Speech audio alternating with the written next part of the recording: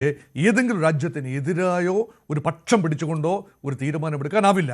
പക്ഷെ അതിനെ ഒരു സാധ്യതയായി കാണേണ്ടതാണ് ഇറാൻ. ലോകം മുഴുവൻ അമേരിക്കയുടെ ഒരു നീരാളിപ്പിടുത്തത്തിൽ പല രാജ്യങ്ങളും അഭിപ്രായം പറയാൻ ബുദ്ധിമുട്ട് നിൽക്കുമ്പോൾ ഇന്ത്യ ഒരു നിലപാടെടുത്തു. ആ നിലപാടെന്ന് പറയുന്നത് നിഷ്പക്ഷമാണെങ്കിൽ പോലും ഇറാൻ്റെ ഒരു കപ്പലിന് അഭയം കൊടുത്തു എന്നത് വലിയൊരു സാധ്യത തന്നെയാണ്. അത് മാത്രമല്ല, ഇന്ത്യയുടെ കപ്പലുകൾക്ക് അനുമതിയോടുകൂടി കടന്നു പോകാം. ഇറാൻ 5 രാജ്യങ്ങളുടെ പേരെടുത്ത് പറഞ്ഞു. റഷ്യയും ചൈനയും ഇന്ത്യയും ഇറാഖും ഉൾപ്പെടെ പാകിസ്ഥാനും ഉൾപ്പെടെയുള്ള രാജ്യങ്ങളുടെ കപ്പലുകൾക്ക് ഉപരോധ കാലത്തും നിർബാധം സഞ്ചരിക്കാം. ഇറാനിയൻ ഉപരോധം ഗൾഫിൽ അല്ലെങ്കിൽ ഹോർമോസിൽ ഉണ്ടായിരുന്നപ്പോഴും അവിടെ സഞ്ചരിക്കാം എന്ന് പറഞ്ഞു. ഇപ്പോഴിതാ ഇന്ത്യൻ കപ്പലുകൾ 20 നോട്ടിക്കൽ മൈൽ അകലെയാണ് ഒരു കപ്പലിനെ തടഞ്ഞിരിക്കുന്നത്, വെടിവെച്ചിരിക്കുന്നത്. രണ്ടാമത്തെ 25 നോട്ടിക്കൽ മൈൽ ഇറാൻ്റെ തീരത്ത് നിന്നും തെക്കുമാറിയാണ്.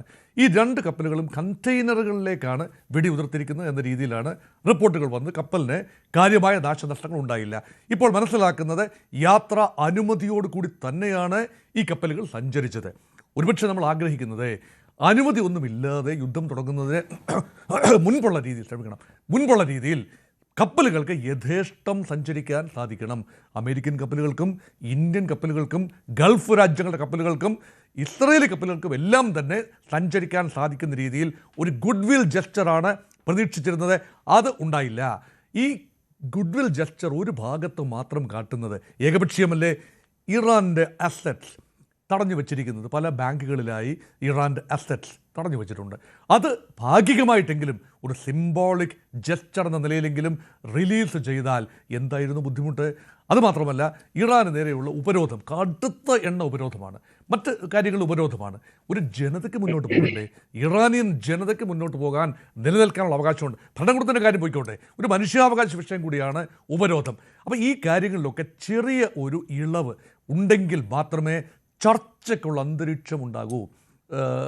ടി.പി. ശ്രീനിവാസൻ സാറ് സൂചിപ്പിച്ചതുപോലെ ഗൺ പോയിന്റിൽ നിർത്തിക്കൊണ്ട് ഒരു വാള് കയ്യിൽ പിടിച്ചുകൊണ്ട് ഇപ്പോൾ വെട്ടുമെന്ന പ്രതീതി ജനിപ്പിച്ചുകൊണ്ട് ഇറാൻ നെഗോഷിയേറ്റിംഗ് ടേബിളിൽ എത്തിച്ച് ഗൺ പോയിന്റിൽ പറയുന്നയിടത്ത് ഡോട്ടഡ് ലൈൻസിൽ ഒപ്പിടിപ്പിക്കാം എന്നത് കേവലം ഒരു വ്യാമോഹമാണ്.